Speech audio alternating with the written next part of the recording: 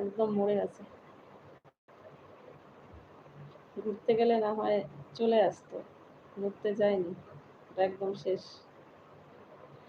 আমি তো এই 2 বছরে সব কিছু হারিয়েছি, টাকা পয়সা, ব্যবসা সব কিছু হারিয়েছি, তারপরে আমি এত তাড়াতাড়ি হারবো না, একদম না। দেখুন, কেন হারবো বলো?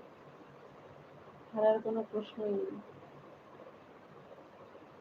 তবে এখানে সোশ্যাল মিডিয়াতে বাস্তব জীবনের সঙ্গে কোনো রকম মিল আমি খুঁজে পাই না। তো সে কারণেই এখানে প্রচুর পরিমাণে সময় দিয়েছি, ধৈর্য দিয়েছি, একটা আশা, তারপরে হচ্ছে তোমার অনেক রকম অনেক নানান জনের নানা রকম কথা, বাঁকা কথা, সোজা কথা, অনেক রকম অনেক কিছু সহ্য করেছি, তারপরে আমি চ্যানেলটাকে ছাড়িনি। যে না, তখনও এতটুকুন হলেও আশা আমার মধ্যে